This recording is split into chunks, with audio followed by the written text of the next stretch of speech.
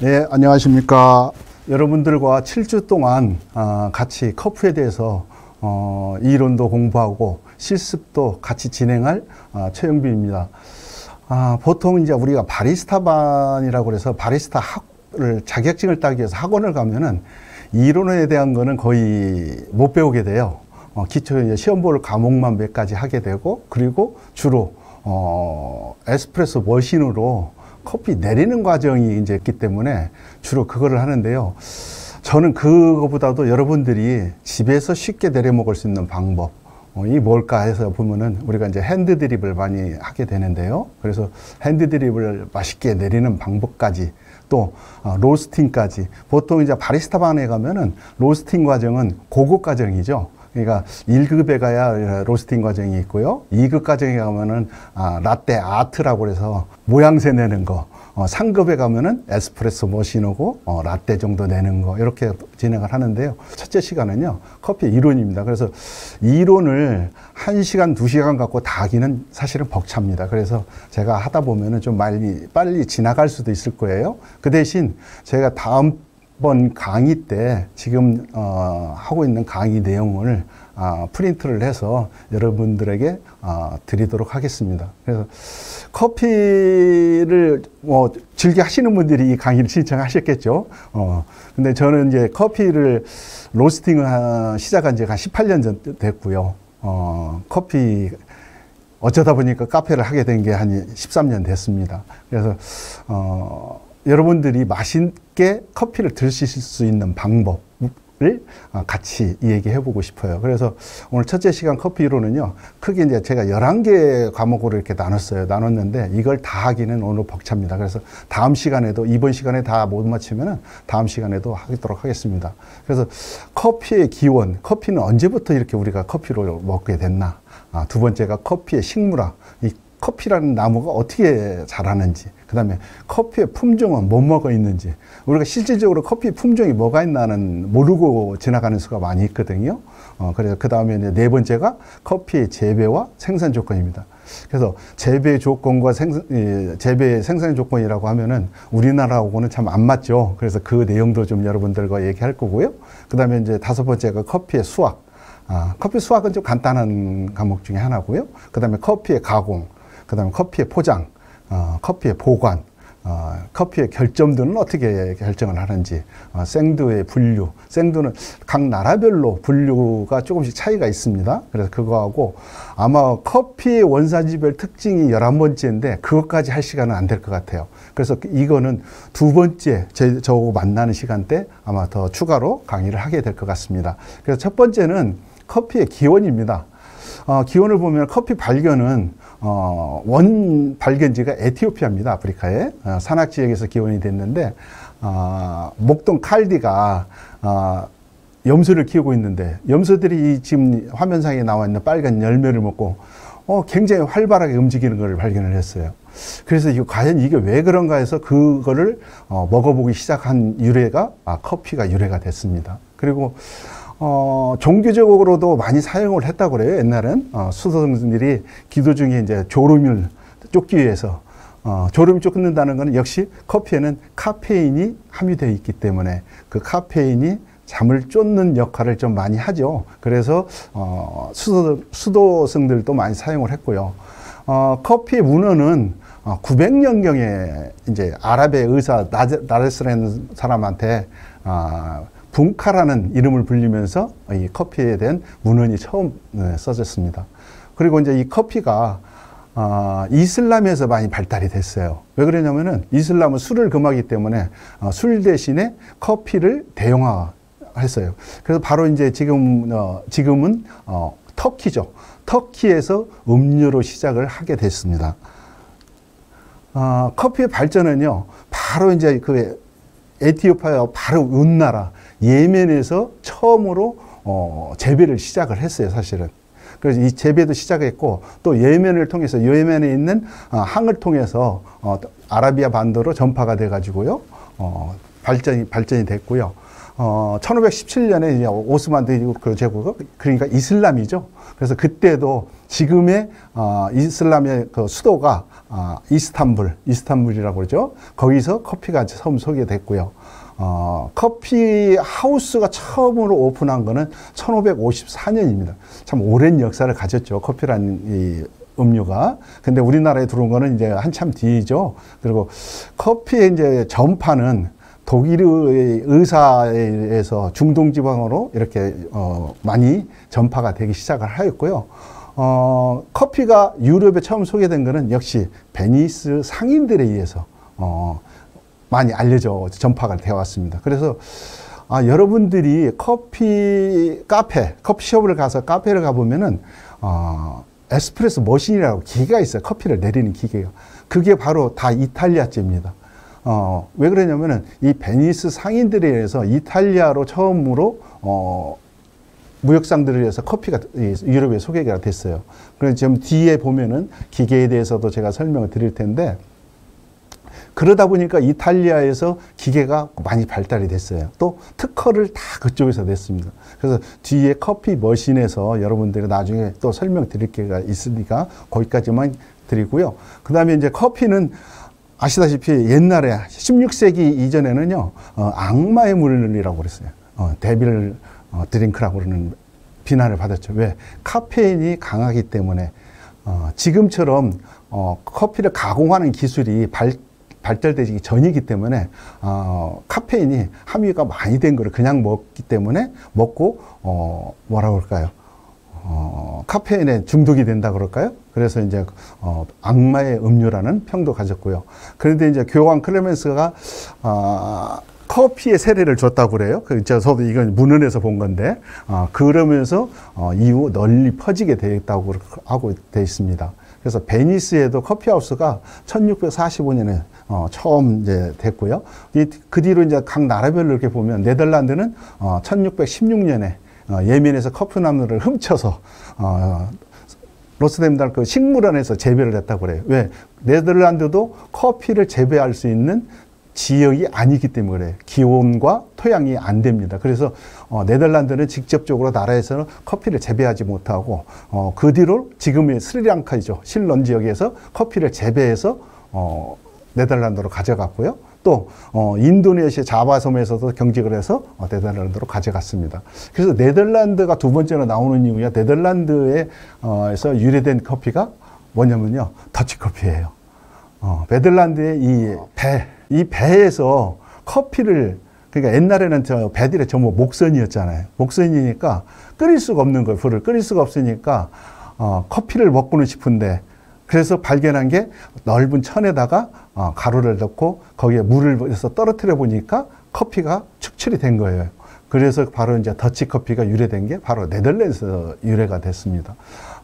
네덜란드를 통해서 그 다음에 이제 1686년에 이제 파리에 커피숍이 주로 이제 오픈을 했고요. 역시 프랑스도 재배가 되지 않기 때문에 카리브해에 있는 섬을 통해서 재배를 해서 커피를 가져오는 역할을 했죠. 그래서 역시 거기도 파리 식물원에다가 재배는 했지만 먹을 만큼의 양이 나오지 않았죠. 그래서 그 다음에가 이제 영국입니다. 영국에서는 지금의 영국에 보면은 로이드 보험회사가 있습니다. 이 로이드 보험회사가 커피 하우스에서 유래가 돼가지고 돈을 많이 벌었겠죠. 그래서 보험회사까지도 발전을 했습니다. 그러면 미국은 언제쯤이냐? 그 뒤에 이탈리아에 보면은 한참 뒤죠. 1668년에 미국의 커피가 소개되었고요. 지금은 커피의 모든 전 세계 커피의 80%가 미국으로 들어갑니다. 미국에서 세계 각국으로 퍼지게 되고요. 보면은 커피가 가장 유명했던 이유는 이제 뉴욕에 더킴스 암스라는 오픈을 했는데, 이게 지금 발전이 돼서 세계 각국에 지금 스타벅스가 나왔죠. 세계에서 커피하우스 중에 제일 큰 데가 이제 스타벅스인데요. 우리나라는 지금 신세계에서 국내 점을 독점을 하고 있습니다. 그다음에 우리나라는 제가 이제 문서를 쭉 뒤지다 보니까 고종 황제가 커피를 좋아했더라고요. 그러니까 고종황제께서는 러시아 공관에 이제 그때 이제 머무를 때 러시아 공사 위베르라는 사람이 최초로 커피를 이렇게 줘서 마셔봤는데 이 고종이 그때부터 커피에 빠진 거예요. 그래서 그러다 보니까 고종이 이 덕수궁에 정관원이라는 서양식 건물을 지었어요. 그래서 거기서 커피를 즐겼다고 합니다. 그래서 우리나라에는 실질적으로 외국인이 들어와서 이제 커피점을 열었죠. 1902년. 그러니까 지금부터 한 120년 전에 독일 여성 손탁이 손탁 호텔이라는 커피하우스를 오픈을 했고요. 우리나라에 이제 커피가 이제 많이 발전된 거는 역시 6.25 이후에 미군들의 주둔을 하면서 미군들이 군수품을 보급하면서 인스턴트 커피가 우리나라에 이제 유행하게 됐습니다. 그래서 우리나라 실질적으로 커피는 1950년대에 커피가 많이 들어왔다고 보시면 되고요. 고종이 마셨을 때는 실질적으로 이제 그 커피가 우리가 일반인들한테 보급되지 않았던 시기라고 보시면 될 것 같습니다. 커피 연표는 이거는 다 읽기가 좀 뭐해서 이게 역사입니다. 연표 연도별로 900년부터 쭉 연도가 돼 있는데 이게 뭐 1000년이 넘는 기간을 이렇게 했기 때문에 요거는 나중에 인쇄물로 제가 드릴 테니까 한번 참고를 하시면 좋을 것 같습니다. 커피 식물은 커피 나무는요 꼭스나이스 코베아 속으로 분리되는 단연성 쌍떡잎 식물이에요. 그래서 지금 오른쪽에 있는 사진을 보시면은 사진을 지금 3개를 해놨는데요. 맨 위의 사진과 두 번째 사진은 여러분들이 다음에 대면 강의할 때 제가 이 나무를 직접 보여드릴게요. 제가 그동안에 커피나무를 한 50그루를 계속 키워봤는데요. 지금 남아있는 거는 한 4그루 남아있습니다. 4그루 남아있고, 이 커피나무가 워낙 추위에 약합니다. 그래서 영상 한 3도만 떨어져도 동사를 합니다. 그렇기 때문에 커피나무가 어렵다, 생산하기가 어렵다. 그래서 첫 번째 위에 있는 커피나무가 바로 여러분들이 이제 나중에 제가 설명을 드리겠지만 아라비카 종입니다. 그 잎을 보면은 두 번째 사진과 첫 번째 사진을 보면은 그 커피나무 잎이 다를 거예요. 첫 번째 잎은 약간 길쭉하고 두 번째 커피나무는 둥그렇게 이제 넓을 겁니다.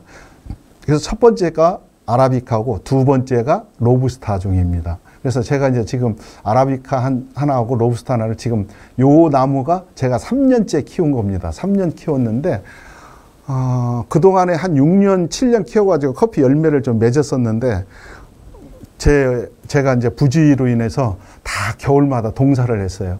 동사를 했고, 자, 세 번째 사진을 보면 아래 꽃이 있죠?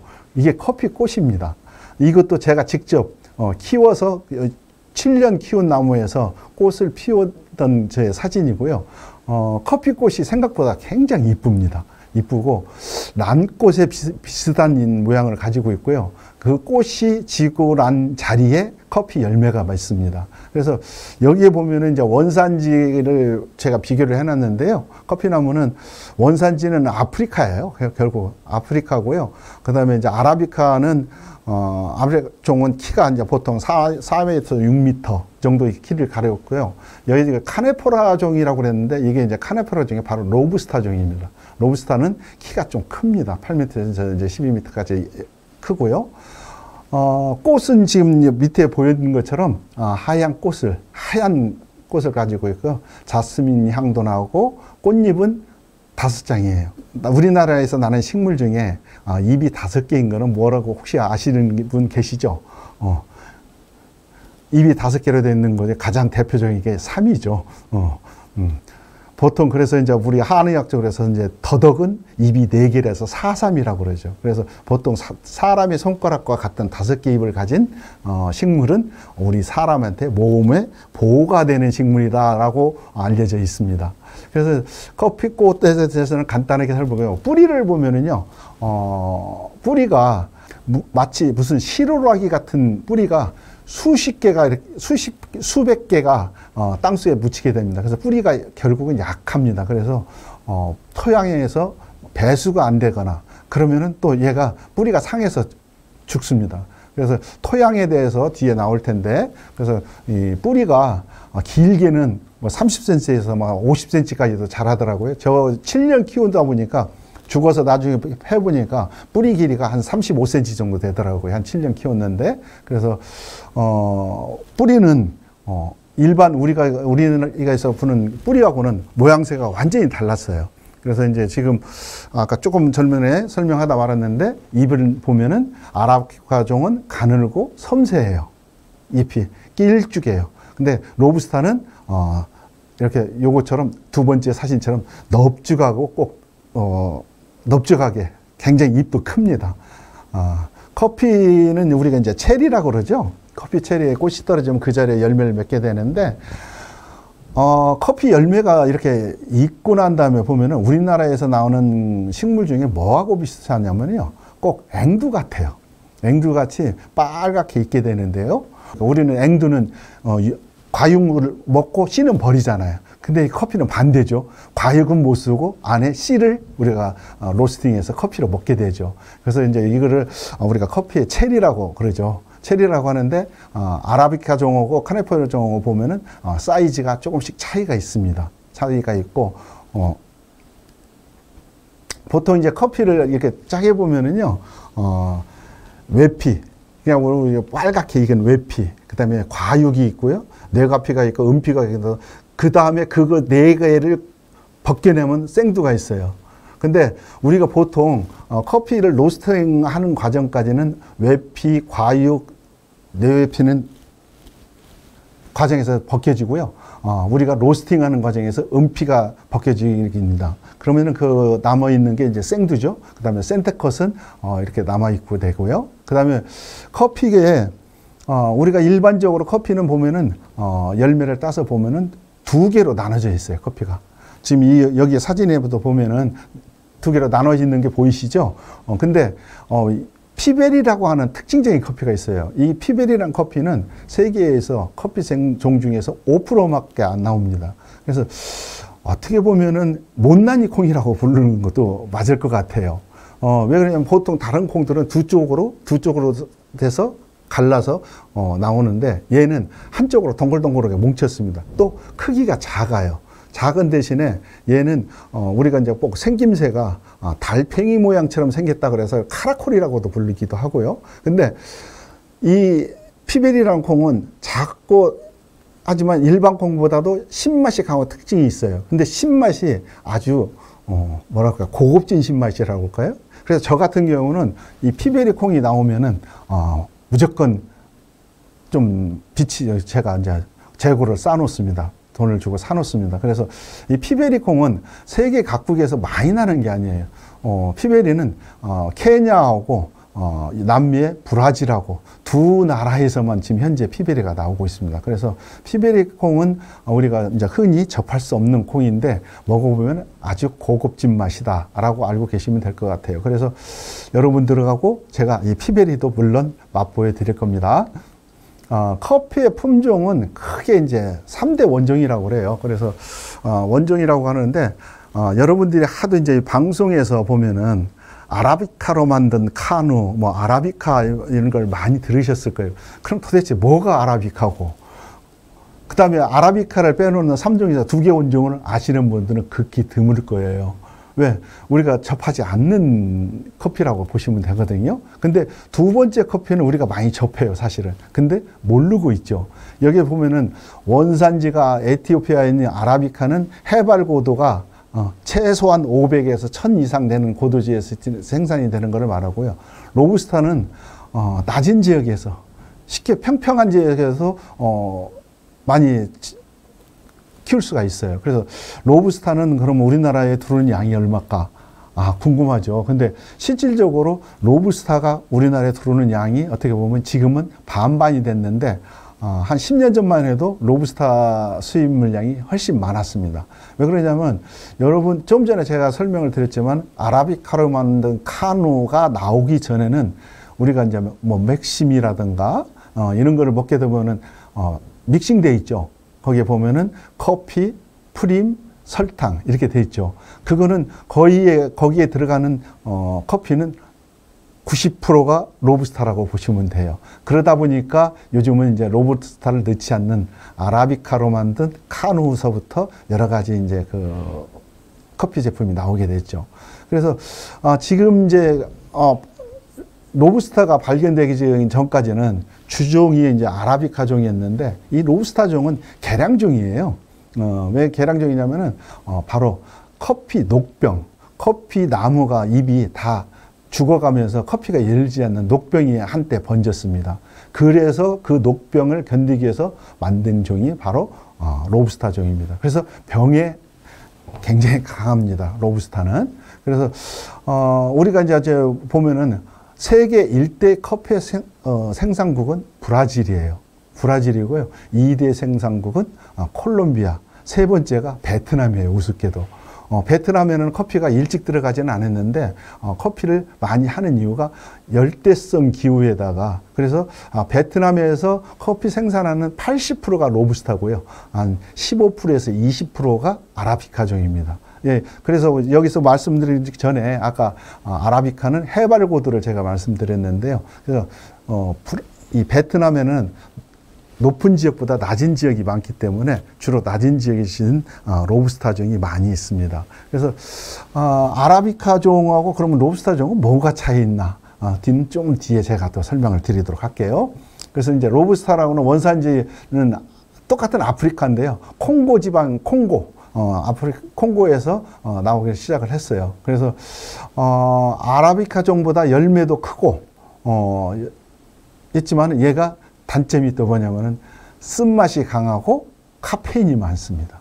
그래서 로부스타는 스트레이트 커피로 적합하지가 않아요. 그래서 주로 핸드 드립은 사용을 안 하고요. 로부스타 종은 어디에 많이 쓸 것 같아요? 제일 많이 쓴 거는 우리 여러분들이 드시는 믹스 커피 있죠. 믹스 커피. 거기에 들어가는 거는 거의 90%가 로부스타라고 보시면 되고요. 또 우리 일반 커피 하우스, 카페에서 여러분들이 이제 아메리카노를 드시는데 거기에 베이스로 이 다크한 맛을 들어가고 하기 위해서 베이스로 로부스타를 많이 씁니다. 그래서 보통 이제 나중에 여러분들은 이제 에스프레소 할 때 그 비율까지도 제가 말씀을 드릴 거예요. 그래서 로부스타를 많이 쓰게 되는 이유는 역시 강한 바디감하고 또 가격이 저렴하다는 경제적인 면이 있습니다. 그 다음에 세 번째 종이 이제 리베리카 종인데요. 리베리카 종은 아프리카 라이베리아 이쪽에서 이제 많이 자라는데 요거는 우리가 콩으로 말하면 들콩이라고 보시면 될 거예요.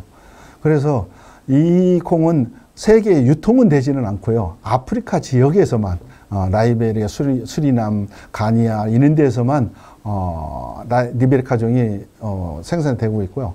특징이 엄청 쓰고 일부 지역에서만 좀 생산돼서 아프리카하고 지금은 동남아시아 중에서도 말레이시아하고 필리핀 지역에서 일부 생산을 하고 있다고 그럽니다. 근데 저도 이 리베리카 종은 아직 못 먹어봤습니다. 자, 커피의 품종을 지금 이제 세 개 종을 얘기했는데 세 개 종의 특징에 대해서 말씀을 드리도록 하겠습니다. 품종에 보면 아라비카, 로부스타, 리베리카를 이렇게 해놨는데요. 원산지를 보면은 아라비카는 에티오피아, 역시 아프리카죠. 로부스타는 콩고, 여기도 아프리카입니다. 리베리카, 여기도 라이베리아, 여기도 역시 아프리카입니다. 그러니까 커피의 품종은 전부 아프리카에서 유래됐다고 보시면 될 것 같아요. 그 다음에 재배 고도를 이렇게 지금 요즘 이제 고를 따지는데요. 재배 고도를 보면 아라비카는 해발 800m 이상. 예를 들어서 지금 세계의 커피의 황제라고 불리지는 자마이카의 블루마운틴 같은 경우는 해발 2,400m에서 재배가 됩니다. 그리고 로부스타는 해발 700m 이하 저지대에서 짓는 걸 말하고요. 아까 말씀드린 대로 리베리카는 야생 들콩이라고 보시면 돼요. 그러니까 해발 100에서 200이 낮은 지역에서 재배되는 거를 리베리카 종이라고 보시면 될 것 같고요. 강수확률을 보면 역시 고지대일수록 강수확률은 떨어지겠죠. 그래서 아무래도 아라비카는 강수확률이 좀 적어도 강하게 자라는 식물이라고 보시면 될 것 같고요. 로부스타 같은 경우는 풍부한 수량을 먹고 자라나고 있다고 보시면 될 것 같습니다. 그다음에 이제 재배 지역을 지금 이렇게 보면은요, 아라비카는 지금 이제 아프리카 중에서도 동아프리카 쪽에서 좀 많이 재배를 하고요.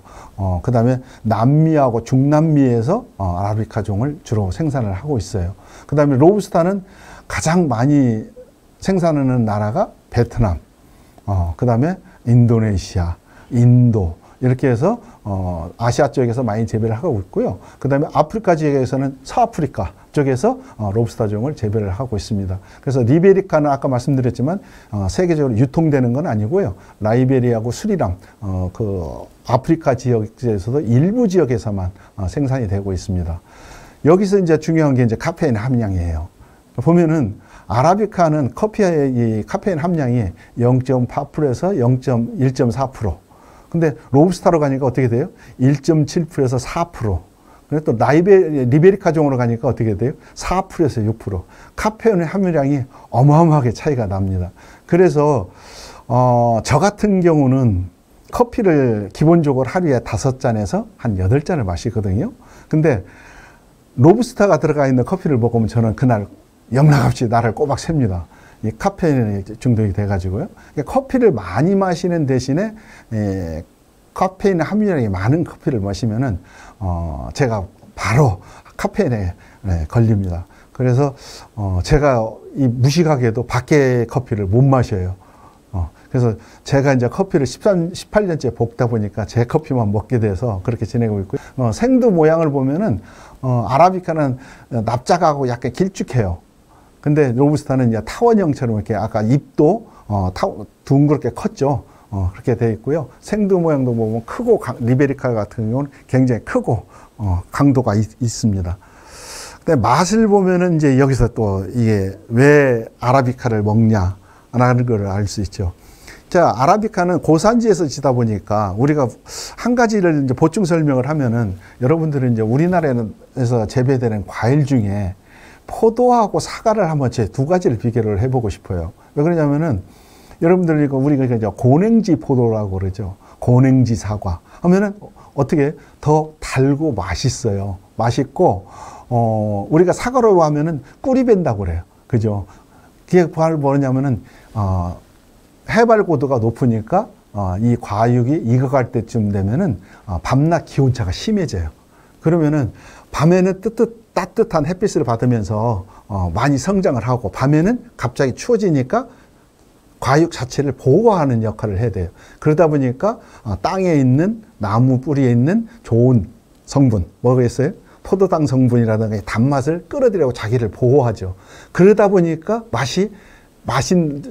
맛있는 맛을 내는 거예요. 이 커피도 똑같습니다. 아라비카처럼 고도가 높은 지에서 짓는 거는 자기가 살기 위한 몸부림이라고 보시면 될 것 같아요. 그래서 맛도 향도 좋고 신맛도 나고. 그런데 로부스타로 가니까 해발 고도가 내려오니까 어떻게 돼요? 맛이 쓴맛이 강한. 그래서 우리가 이제 그 로부스타가 많이 들어간 커피를 맛본다 그러면은 우리가 흔히 커피를 마셔봤을 때 혀 바닥에 쓴맛이 강하게 남는다 그러면은 이 로부스타가 함유량이 많이 들어갔다고 보시면 돼요. 그러면 로부스타가 함유량이 많다 그러면 결국은 뭐겠어요? 카페인 함유량이 많다는 거죠.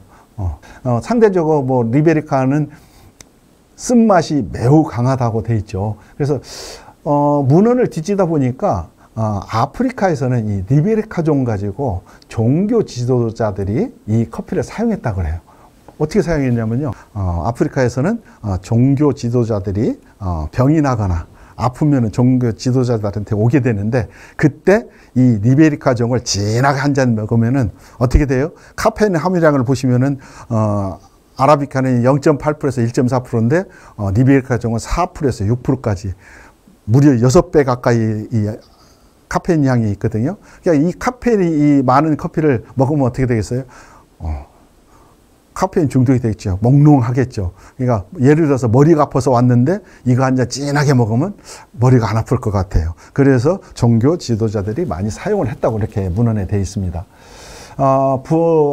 아라비카 품종도 굉장히 품종이 많아요. 뭐 티피카 계통에서 버번종도 있고 그다음에 문도종도 있고 있는데 이거는 한 가지 종을 그동안에 계속 개량을 한 거예요. 계량을 해서 이 버번종 같은 경우는 세계에서도 가장 비싼 커피로 알려져 있기도 하죠. 그다음에 이제 문도종은 이제 브라질 쪽에서 이제 많이 생산이 됐고요. 카투라종도 역시 브라질에서 이렇게 만들어졌습니다. 그래서 이 품종은 여러분들이 이제 뭐 카투아이, 콜롬비아, 칸트, 뭐 아메릴로 이 기종을 다 아실 필요는 없을 것 같아요. 왜냐하면 우리나라에 실제로 켄트지라는 아라메릴로 같은 거는 수입이 거의 안 해요. 그 중에서 이제 조금 되는 게 바로 이제 마지막 8번에 있는 아마넬로 옐로우 버번이라는 거죠. 그래서 옐로우 버번이랑 보통 우리가 커피를 이 과육이 익게 되면은 붉은색을 띠는데 이 아마넬로는 노란색을 띱니다. 근데 저처럼 커피 좋아하는 사람은 이 커피를 별로 안 좋아해요. 왜? 향이 약해요. 향도 약하고 과일 향은 나는데 싱거운 신맛.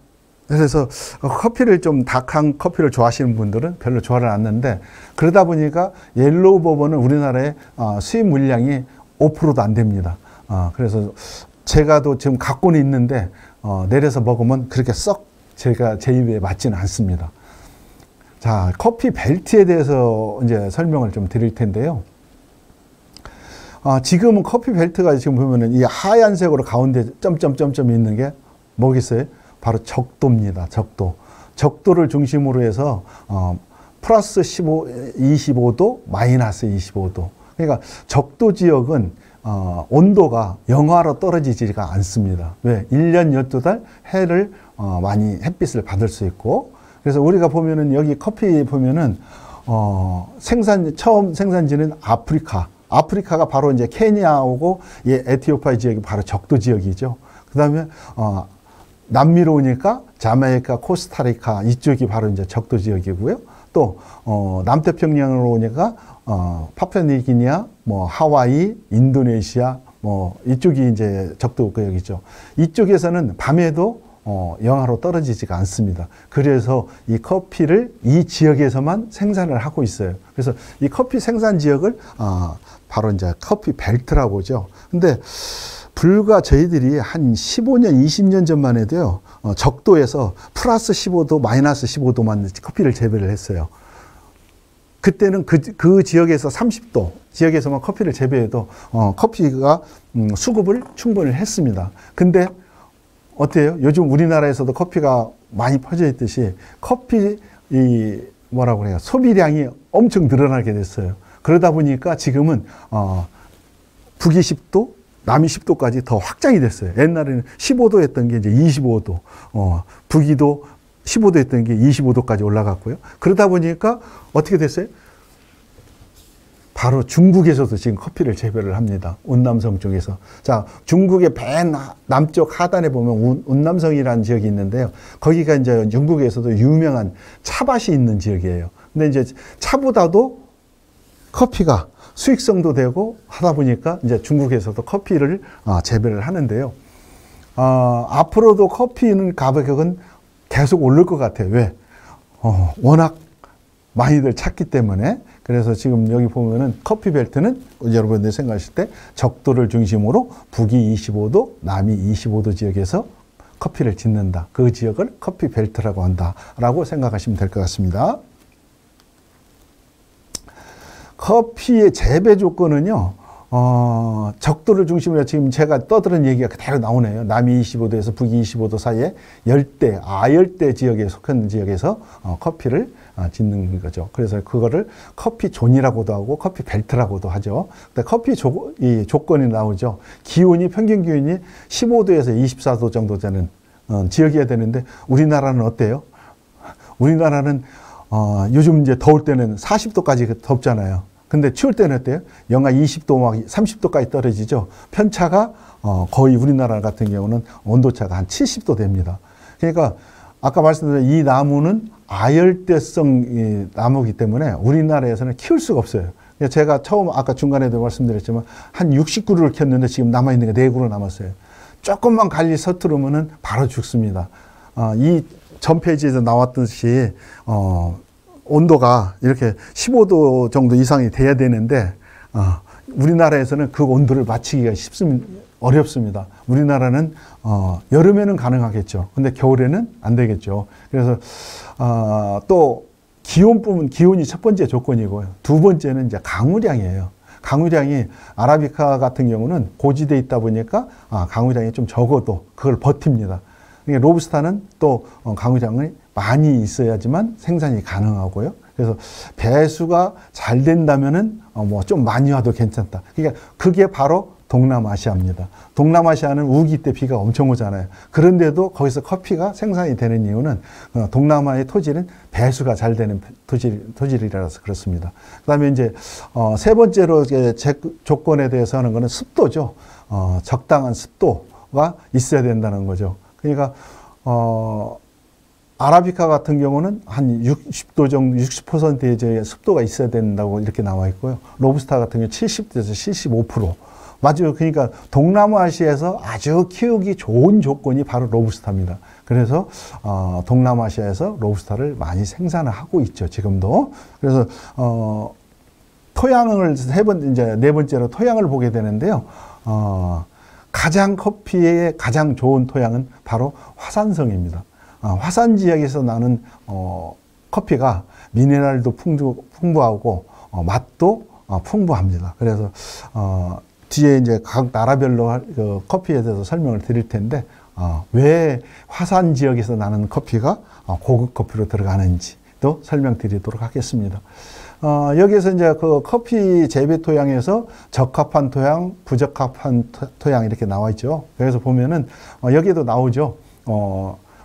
유기질이 풍부한 화산암이 가장 좋고요.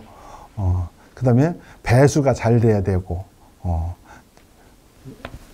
이쪽에 이제 부적함에 보면 화강암성, 단단한 이 땅에서는 커피 아까 말씀드린 뿌리가 가늘기 때문에 저런 데서 자리를 잡지 못하고 살아남지를 못하더라고요.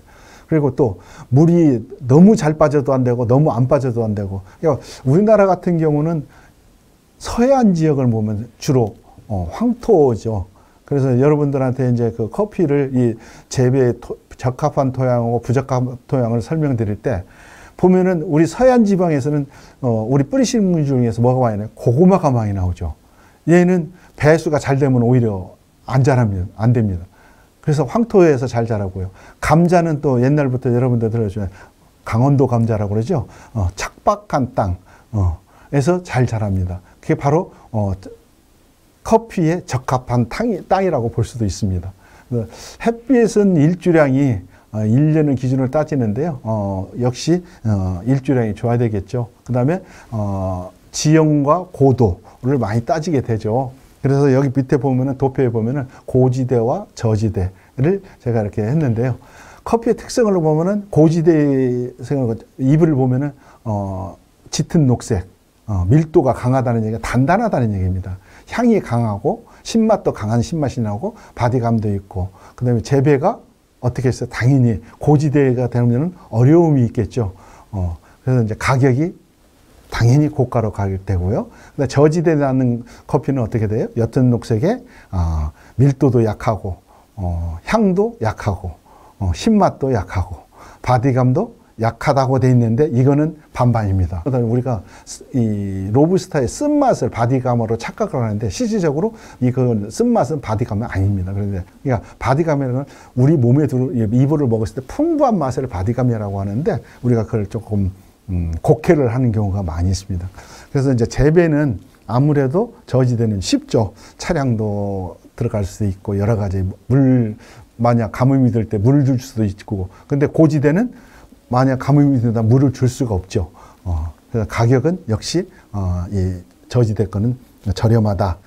바람은 뭐 적당한 바람은 있어야 되고요. 그래서 이제 지금은 이제 커피를 이제 세퍼트 트리라고 그래서 박림풍을 많이 재배를 해요. 왜? 직사광선을 띄우면 이 커피가 조금은 약해요. 그래서 일부러 박림풍, 바나나 나무라든가 이 큰 나무들을 키워서 그 그늘을 만들어 줍니다. 그래서 그늘을 만들어서 박림 시설을 하게 하는 나라가 바로 이 남미와 아프리카에서 많이 사용하고 있습니다.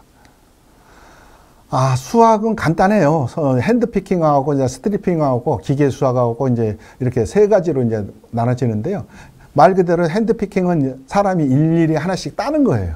그러다 보니까 우리가 이제 보통 가수원에 가서 사과 같은 건 잘 익은 거 따면은 아무래도 상품이 좋겠죠. 좋고, 스트리핑은 말 그대로 이제, 그냥 사람이 훑고 가는 거예요. 이 열매 자체가 이제 작은, 앵두와 같은 작은 열매이기 때문에 손으로 훑어버리는 거죠. 훑는 방법이 있고, 기계 수확은, 기계를 하는데 지금 기계 수확을 제일 많이 하는 나라는 역시 브라질입니다. 그거 왜 그러냐면, 브라질의 세아도 지역처럼 평평하고 기계가 들어갈 수 있는 지역으로 가면은, 근데 일반적으로 아까 말씀드린 해발 800고도 이상에서는 어떻게 되겠어요? 기계가 올라가기 쉽지가 않겠죠. 그래서 이제 힘들고요. 그럼에도 불구하고 하와이 같은 데서는 기계로 지금도 수확을 하고 있어요. 여기 밑에 나왔지만은 역시 이제 하와이는 노동력이 부족하고 임금이 비싸죠. 그러니까 생산가가 많이 들어가니까 기계로 대체를 하고 있는 게가 바로 하와이라고 보시면 될 것 같아요. 그런데 하와이에서도 프리미엄 같은 거는 전부 핸드피킹을 합니다. 그래서 하와이에 가시면은 하와이 커피가 4개의 종류의 등급이 나눠지는데 그걸 한번 이제 제가 좀 이따 더 설명을 드리도록 할게요. 그다음에 커피 수확기는 주로 10월과 2월 사이. 그냥 우리나라 같으면 한겨울이죠. 근데 적도 지방은 한겨울이 아니고요. 그다음에 이제 브라질, 페루, 짐바브웨 이쪽 나라들은 6월에서 10월. 그래서 주 수확기가 둘로 나눠져 있더라고요. 그래서 저희들이 이제 해콩이 들어올 때가 보면은 보통 가을철하고 여름철하고 이렇게 해콩이 들어오죠. 수입이 되게 됐습니다. 이게 이제 뭐 제가 좀 전에 말씀드린 내용이 다시 나오는데 핸드피킹과 스트리핑하고 기계 수확. 그러니까 이제 뭐 아무래도 기계로 따면은 결점도가 많겠죠. 가격은 좀 아무래도 싸지겠고요. 그런 차이점이라고 보시면 될 것 같습니다. 가공은 이제 건식법과 습식법이 있는데요. 건식법은 말 그대로 말리는 겁니다. 그래서 이게 내추럴이라고 하죠. 그래서 내추럴 커피가 이제 건식법이 많고요. 습식법은 플리워시드라고 해서 물로 이제 하는 과정인데요. 물을 많이 사용해서 이제 환경오염을 일으키는 단점도 있지만은 어떻게 보면은 깨끗한 생두를 생산할 수 있는 그런 조건을 가지고 있죠. 포장은 각 나라별로 좀 차이가 있어요. 차이가 있는데 보통 이제 우리나라에서 많이 들어오는 커피가 콜롬비아 커피, 지대가 70kg로 되어 있습니다. 근데 그 위에 있는 자마이카에 보면은 자마이카는 유일하게 이 백으로 들어오는 게 아니라 박스, 나무로 만든 박스로 들어옵니다. 그래서 그 통의 무게가 6.4kg 정도 되기 때문에 저기는 74.4kg가 되죠. 한 커피 포장이. 그 다음에 그 보면은 우리나라에 많이 들어오는 이제 코스타리카, 엘살바도르, 과테말라, 페루, 온두라스, 니카라과에는 69kg. 또 가장 이제 일반적으로 많이 쓰는 지대 포장은 60kg입니다. 그래서 우리나라의 수입 물량의 거의 30%에 가까운 7, 8% 차지하고 있는 브라질은 60kg. 콩고 같은 나라에서는 주로 로부스타이기 때문에 우리나라 잘 안 들어오더라고요. 가격 차이에서.